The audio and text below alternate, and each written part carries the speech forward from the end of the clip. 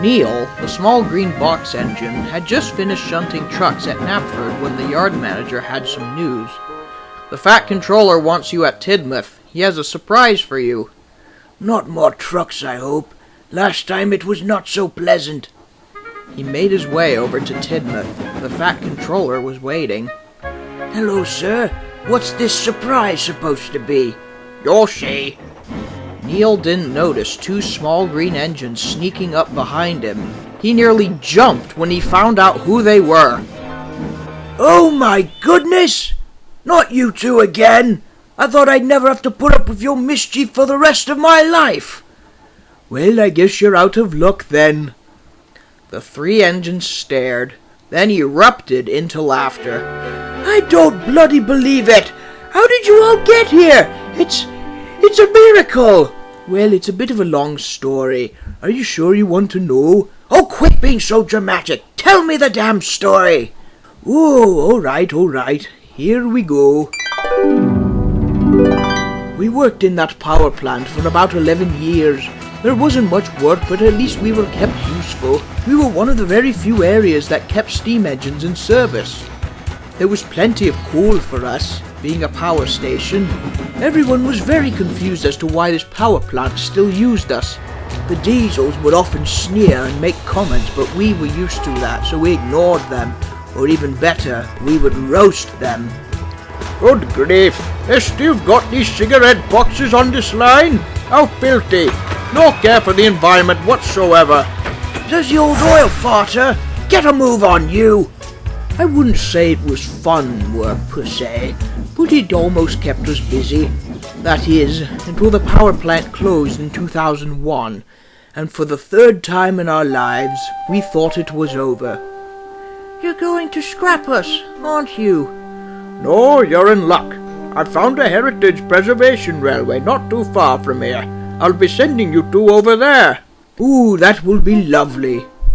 "Just curious, do you have any info on the state of our brother?"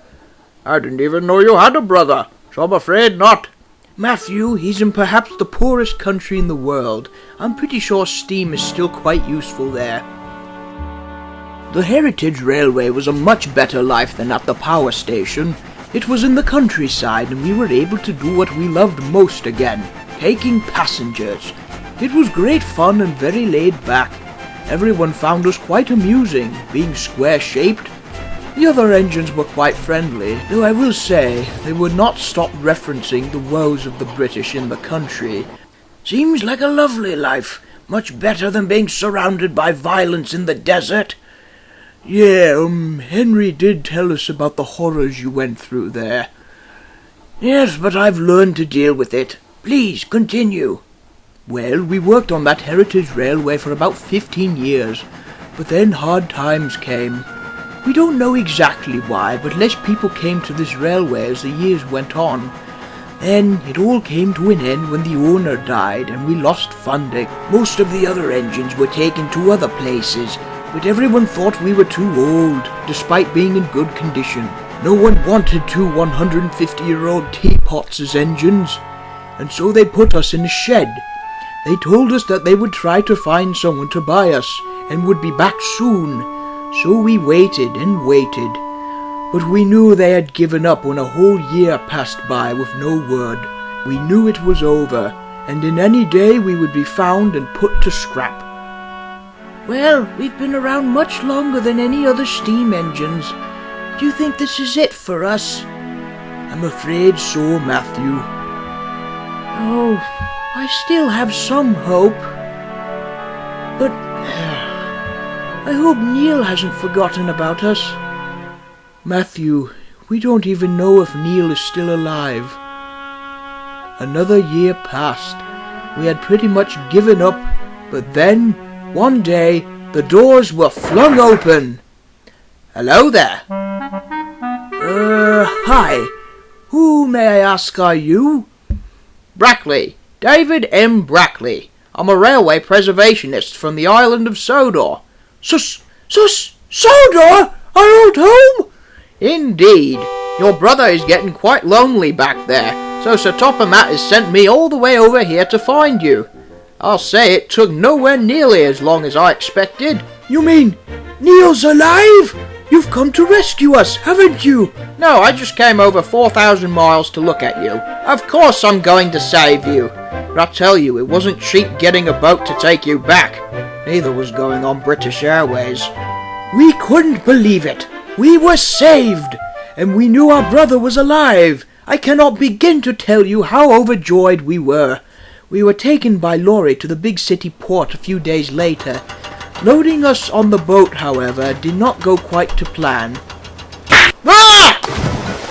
Yes, you could say Clive took a dive. This delayed us about a day, but soon we were finally on the ship. And boy, I tell you, the next 5 weeks were absolute hell. We ran into so many storms that I thought the ship was going to turn onto its side, and next minute I'd be laying on the wall. I forgot how much I hate ships. They all need to go die in a hole. Don't worry, we're almost in Djibouti. Djibouti? No one asked to go to Djibouti. We're supposed to be going to Sodor. We've got to drop off cargo there. Not everything on this ship is about you. Even nowadays we have to stop? I thought that was a thing of the past. This ship is just like being on public transport. Uncomfortable, time-consuming, and unreliable. Djibouti. What a funny name. You know what's funnier? Bangkok! After 5 long weeks, we finally reached Brendam Docks. The Fat Controller was waiting there to greet us, and this time I managed to get onto the rails without getting wet. What was it like to finally be home? Well, I didn't recognize it. It's all wrong now. Not what I'm used to. It was all fine before, but of course people can't leave stuff alone. They've got to constantly renovate everything. I think it's quite nice.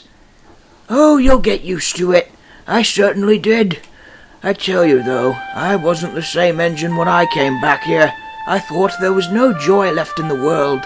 All that horror I went through in Somalia damaged me. Even after being rescued, I thought it was hopeless. But over time, I learned that not everything in the world is a load of crap. Definitely agree with you there. Trucks are completely obnoxious most of the time, but they did teach me this. Some things in life are bad. Yeah, they can really make you mad. Other things just make you swear and curse. But when you're chewing on last gristle, don't grumble, give a whistle, and this'll help things turn out for the best. Eh? You must always look on the bright side of life when possible.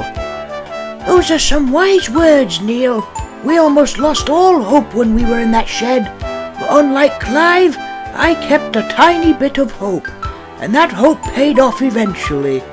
And I always hoped you two would return. Never did I think that you would be scrapped, even though it would most likely have happened to you had you not been found.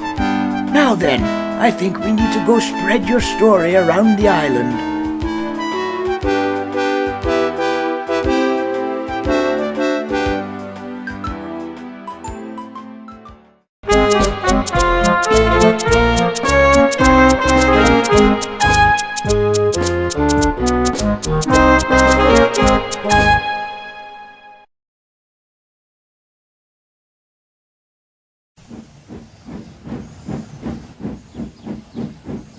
Hello, sir. Sorry to bother you. That's all right. What is it? Well, whilst they were cleaning the docks this morning, they found something very strange underwater. Uh-huh. What is it? Well, they found an old tanker wagon. A tanker wagon? Yes, it's still alive. And he says he doesn't, the tanker says he doesn't have a name, but he said that the other engines all called him Wretch. Oh dear.